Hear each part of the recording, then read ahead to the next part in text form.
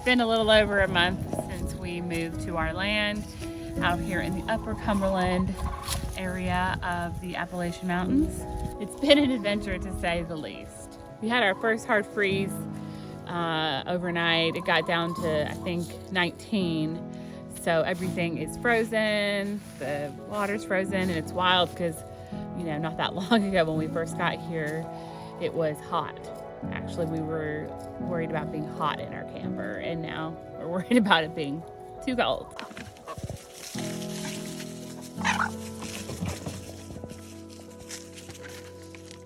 The first week when we got here, we spent mostly just getting settled in. That was probably our hardest week, honestly. There was just a big learning curve, figuring out what it looks like to live on a generator and live in an RV that's not ours. That was a lot of adjustments. This is our chicken coop. It's not completely done. We've still got to finish painting it, but yeah, I am really happy with the way this turned out. It looks really great, and everyone that comes to visit it loves it. The other thing we have done is built this cat house. This needs to be painted. We've got the trim on there, and it's worked out really great. You know, you don't know if cats are going to use the cat house, and it was all kind of a big gamble, but the girls, the kittens, they really use it, and they kind of go in and out all day, and I'll catch them napping in there. So very pleased with how the cat house turned out, and that the kittens actually like it, and we get to keep them safe at night. That was the whole thing, was to keep them warm and to keep them safe. I do lock them up at night, and then just let them out really early in the morning, and yeah, it's been great. One of our chickens actually laid their first egg this past week, which was very exciting. Oh my goodness! Oh my goodness! They're 2 years old. They've been laying consistently when we were back in Nashville, but one, they're molting, which is they kind of stop laying during that time, and moving is also very stressful. So you've no idea when they're going to start laying. We've been buying a ton of eggs from our neighbor who has chickens, so we're very excited to have our first egg.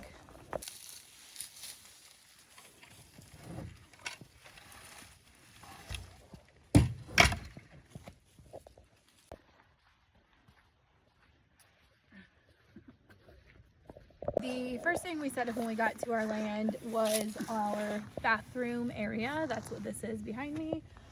Basically all we did was built this little platform down here. It's just like a 4x8 platform with some decking on it. And this is just like a pop-up tent that we got that people would use for camping usually. But it is permanent. You can see there is some damage to the top because it gets so windy up here. But this is very temporary, and all that is in here is that the composting toilet is on this side, and I have a video on how we made that because we built the composting toilet. So that's what's in here. This side's just open, and that's our shower. And you can see over there that is our Camplux heater that we had heating our stock tank pool back in Nashville. So we decided to just use that for the shower. It does not work very well because we've had it for, I think, two or more years, and it is just having some malfunctioning. So the water will get up to like 154 degrees. It will burn your skin off, and then it will shut off, and it just doesn't work. And so then you have cold water. Most of our showers are spent someone sitting out controlling the knobs to make sure that the person taking a shower is not burning their body. So it's very not ideal, but that is how it's been working. But it did actually just stop working completely, so we're having to order a new situation. But for now, this frustrating setup is what we have. But the composting toilet is actually not frustrating. That is pretty straightforward. The composting toilet has been pretty simple, and I will say most of the time it doesn't smell, but it does every now and then have its little smells. We do not have the the fan setup. Like, we have a fan that we could set up, but we do not have our solar set up, so we don't have power, so we don't have a little fan, but that is what really keeps it from smelling. But it's outside and it's been cold, so it really hasn't been a problem. And I would say that we kind of have to change out the inside of the toilet every like 3 to 5 days. It just depends on what's going on, if we're like in town a lot or but yeah, it's relatively drama free. Like it's not, you would think it would be kind of frustrating to go outside when it's really cold to go to the bathroom, and it's not ideal, but it's actually just not that bad. Another thing that we did right when we got here was set up our bell tent. This is something we already had, so we decided we would just put it up and have shelter for whatever we needed. And so basically Sanford lived in there for the first 3 weeks when he was transferred over here from our house in Asheville, but other than that, it's mostly just like a shed, kind of a storage area. So things that don't fit in the camper go in here, tools that we're not using go in here, and yeah, it's just nice to have a little covered space just because we already had it. I wouldn't necessarily buy it for a storage shed, but we just had it, so that's what we use. This is our very temporary, very basic fence. It is literally just these like plastic posts that just pretty easily go in the ground. And then this is like a plastic kind of netting. Don't love it, I will say, but it does just kind of contain the dogs. We can let them out to go to the bathroom. Although honestly, most of the time we end up letting them go out supervised, and we kick the soccer ball for them out here in the field. But it is nice to have, and we just kind of have these doors that open to get stuff like this, and I just shut it behind me. That goes in the ground, and that's that. This is our generator. It's a Champion. I'm looking at it. A dual fuel open frame inverter generator. I have a video coming out, I hope soon, kind of talking about generators and why we chose this one. I will say I have really liked it. I don't have anything to compare it to, so do with that what you will, but I am happy with our purchase.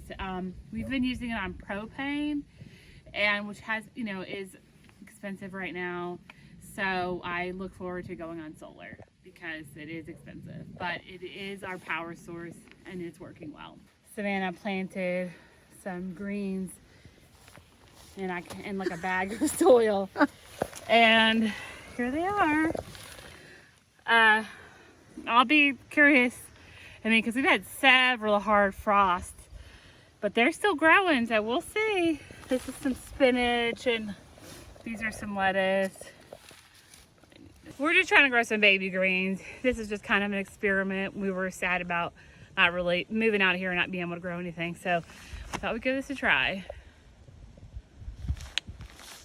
Moving from Nashville to here was obviously a huge adjustment. Just not only like culturally, but just actually getting our stuff here. We had to make several trips going back and forth, and I think that was really hard. Just kind of because not only were we trying to get our life established here, but we were also trying to get our house in Nashville ready to be shown, to be sold. So the first couple of weeks were just really rough. Obviously, it would have been a lot easier if we could have just moved here and gotten on with our lives and not had to go back and forth to Nashville. It made it really hard because, well, first of all, the dogs had a routine in Nashville. They kind of, the day looked, for the most part, really similar.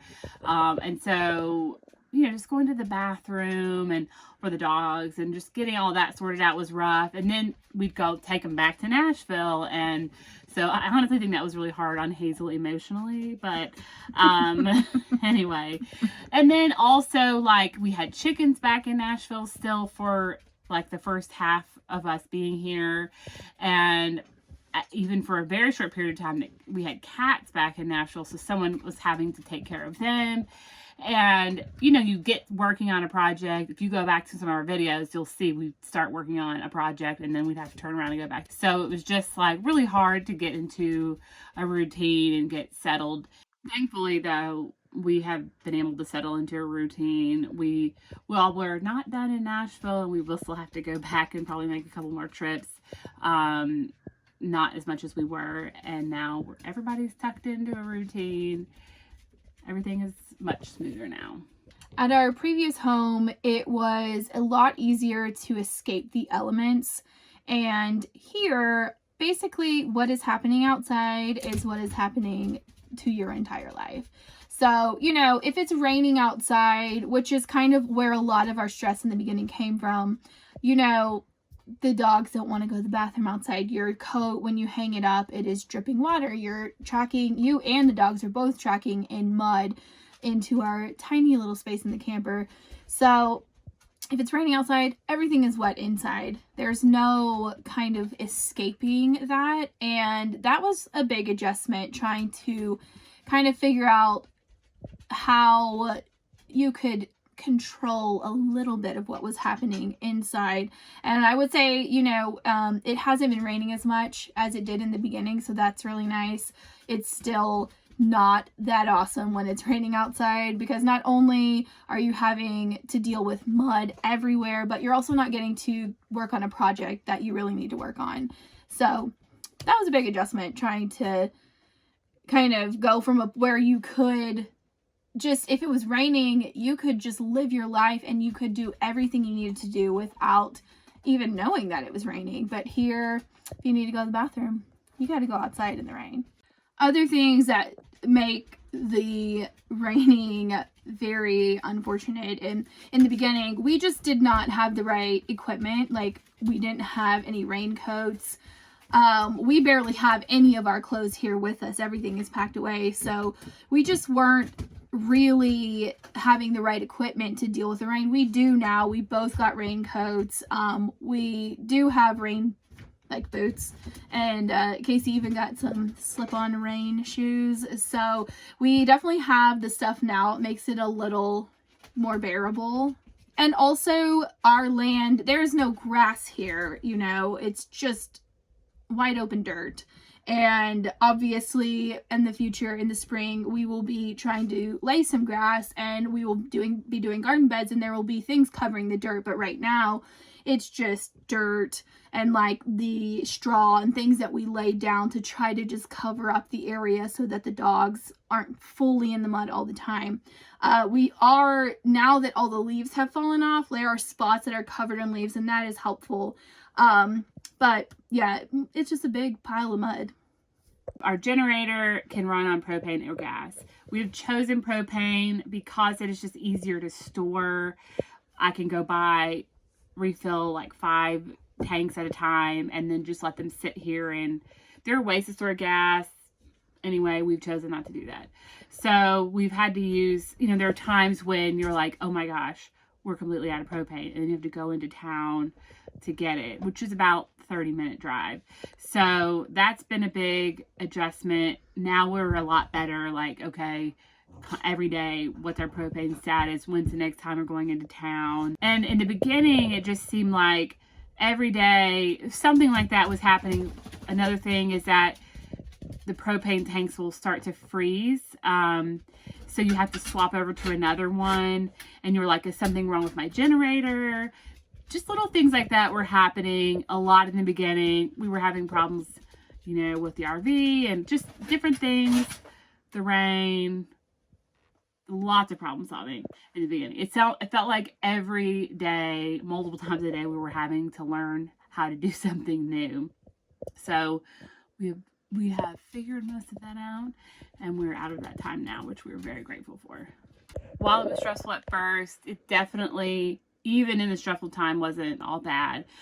We moved here in the most beautiful time of year. We had a really long leaf season, if you will. The leaves stayed changed longer than I swear they did in Nashville, and there are trees just everywhere, so that was like a huge plus.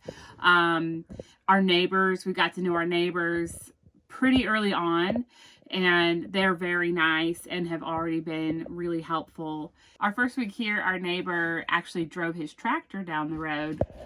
We live on a gravel road, and he just stopped by. He was like, please go over there and take as much water as you need. You know, obviously don't just run the water hose. And so immediately within the first week, we had a water source. You know, we do intend on setting up rainwater. Our shower is rainwater. We actually have like a shallow stock tank trough that just collects rainwater, and that's what we use to shower with. But drinking water, we were going to collect rainwater, which that is our long-term plan. But it was just like water. I was really stressed out about water, and I was imagining that we were going to have to go into town and just buy jugs and jugs of water. So right away within the first week, we had a water source. And so that was, I mean, a huge relief. It's not the easiest process to go get it, but we can go get it whenever we want. And that was so kind, and we were very grateful for that. And it's been really fun because even though we're in the middle of nowhere, there are a lot of cute little towns around us. So we've had a lot of fun just exploring those. Some have more things than others. And just driving on country roads, it is just less stressful than driving around Nashville for sure. We also, both of us have noticed that we seem to have more energy. I'm not really sure what that's about. It doesn't make any sense, but we definitely go to bed earlier and get up earlier. So I don't know if our circadian rhythms are more in tune, but we seem to have more energy. You know, like when we have projects to do, it's not like, oh, I've got to work on the chicken coop. You're like, okay, this is what I have to do. Life just seems simpler in a way. Because the things you're working on towards like sustaining your life as opposed to going to work for someone else. Even if you work for yourself, while that is great and can in a lot of ways be more beneficial than, you know, working for a corporation, it definitely comes with a lot of stress. But when your main job is to just, you know, eat and work the land and make your home, that, I don't know, that's been very rewarding. Another thing that has been really awesome here that I didn't necessarily expect was that the sunsets are incredible. I'd like to get a tree house so you could really see. You almost have like a 180 view of the sunset. It's incredible. And the stars at night are really bright. Like, you know, people talk about going to the big sky country, but I'm telling you, the stars and the moon are really, really bright. I wish it was easy to photograph so we could show you, but that has been at night. That is just really, really nice. Last year we went on a month-long trip in our van for Casey's birthday, and I feel like it's kind of similar to what's happening here, but obviously this is a much bigger scale. But we had a pretty rough time kind of getting used to the different way of living in the van. And it took like maybe a week and a half, maybe even 2 weeks. But once we kind of got past that and kind of settled in, we got to really have fun, and we were seeing really beautiful things, and it was really nice. And I feel like that's what our next 30 days are going to be like. It's, you know, we've kind of done the hard beginning work right now, and I feel like we're going to really get to enjoy the land now, because we really do love this land that we have. Because of kind of all that was going on when we first moved here, we kind of have changed plans a few times about what we're doing for our living space. We actually ordered a shed, and it will be delivered hopefully in the next 3 weeks. So we're still waiting on that, but that's going to be our next really big project, is turning that shed into our tiny cabin. We have some projects that we still want to complete. Okay, I can't talk. That we still want to complete before the shed gets here. And one of those things is building our off-grid bathroom. So we're going to have a separate building for the bathroom. It's going to have a flushing toilet. The goal is a vermicomposting toilet, and rainwater for the sink and the shower. So that is something we really need to get going before the shed gets here, hopefully. If you feel compelled to support our